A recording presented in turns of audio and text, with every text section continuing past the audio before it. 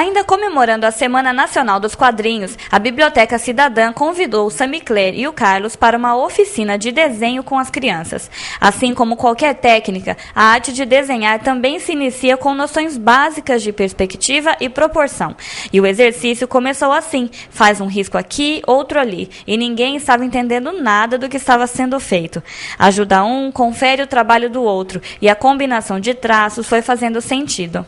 E o que parecia ser apenas riscos aleatórios foi se transformando em uma cadeira. A ideia era trabalhar a perspectiva do objeto com as crianças e fazê-las criar elementos novos a partir de uma ideia inicial. A gente procura construir na criança e no adulto, ou seja quem for que vai aprender com a gente, uma melhor interpretação do mundo ao redor dela.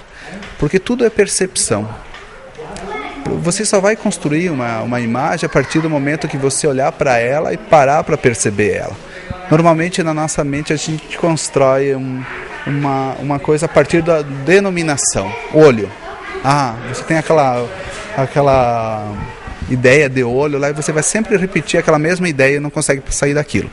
Agora, se você parar para pensar em olho não como olho, e sim como uma forma oval, uma forma com curva, uma forma com uma reta, com pontos, você vai começar a perceber a forma e vai construir o olho, aquele olho que você quer reproduzir igual, da forma que ele é.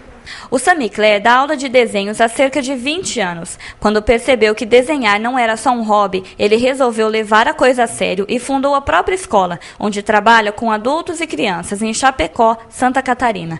Ele ainda intercala as aulas particulares com o ensino em cursos universitários.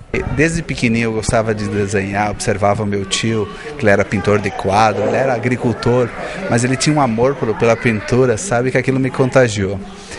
E eu procurava fazer as coisas igual ele, né? Ele gostava muito de pintar caminhão, cavalo e boi. E eu comecei pegava pedacinho de papel, sabe? Desenhava e ia crescer nesse meio. E assim foi indo, o pessoal admirava muito meus desenhos, e eu fui buscando cada vez mais aprender. E isso foi se tornando uma profissão para mim. Os quadrinhos surgiram um tempo depois. A vontade de ver o trabalho ser mais divulgado fez com que ele pensasse em trabalhar com as revistas de histórias sequenciais. E a ideia vem dando certo até hoje. E a história em quadrinhos era uma forma de... Eu sou muito, como é que se diz, ciumento com as minhas coisas. Por exemplo, eu fazia os quadros, daí eu vendia para a pessoa, daí nunca mais ia ver o quadro, né? E daí eu pensava assim, que forma eu vou ter sempre aquilo que eu desenhei, aquilo que eu pintei comigo, né? No quadrinho é assim. No quadrinho você consegue guardar para ti, você consegue passar para um monte de gente, não é só para uma pessoa. Então, eu me apaixonei pela história sequencial e eu considero uma arte, sabe? Muita gente não entende ainda, sabe? Porque não parou para raciocinar essa forma de expressão artística. Com as crianças, a tarde foi produtiva e quem sabe não vai sair daí mais uma vocação para os desenhos. Todo mundo sabe desenhar, só que ninguém parou para pensar ou ninguém parou para olhar.